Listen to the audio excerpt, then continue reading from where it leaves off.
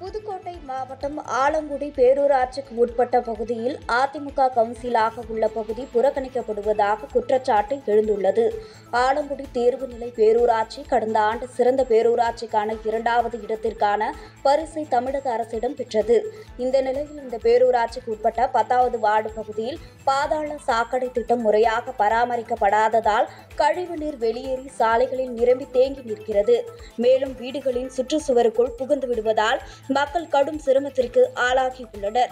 அந்த வார்டில் அதிமுகவை சேர்ந்த கவிதா சுரேஷ் கவுன்சிலராக இருந்து வருவதால் திமுகவை சேர்ந்த பேரூராட்சி தலைவர் அந்த பகுதியை புறக்கணிக்கப்படுவதாக கவுன்சிலர் கவிதா சுரேஷ் குற்றம் சாட்டியுள்ளார்.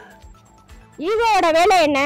மக்கள் சொல்றத என்ன கவுன்சிலர் சொல்றத செய்யணும். அவர் அதை செய்யறதே கிடையாது. மீட்டிங்லயும் நம்ம போய் சொன்னோம்னா அதை ரெஸ்பாண்ட் பண்றதே கிடையாது. டிஎம்கே கவுன்சிலர் என்ன சொல்றாங்களோ அதுதான் அவரோட வேலை. டிஎம்கே கவுன்சிலர் சொல்றத பாக்குறது, அவங்களுக்கு என்ன ஃபேவரா பண்ண முடியுமோ அதை பண்ணிக்கிட்டு போயிட்டு இருக்கிறாரு. மக்களுக்காண்டி ஈவோ கிடையாது. நான் டைரக்டர்கிட்ட சொல்லிட்டேன், கலெக்டர்கிட்ட சொல்லிட்டேன், எல்லார்ட்டையுமே சொல்லிட்டேன். அடுத்த கட்ட நடவடிக்கையா பேரூராட்சியில முற்றுகையிட போறேன். என் வார்டில் 1200 மக்கள் இருக்காங்க. அத்தனை பேரையும் கூட்டிட்டு போயிட்டு நான் இங்க உட்காந்துருவேன்.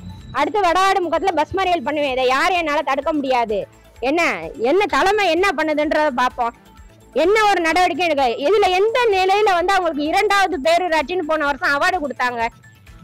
எந்த அடிப்படையில கொடுத்தாங்க? என்ன நடக்குது இங்க வேலை? அதை முதல்ல சொல்லுங்க. தலைவரம்மா என்ன பண்றாங்க? நாங்க போய் கேட்கறதுக்கு நான் பார்க்க சொல்றேன்னு சொல்றாங்க. அதை ஈவோ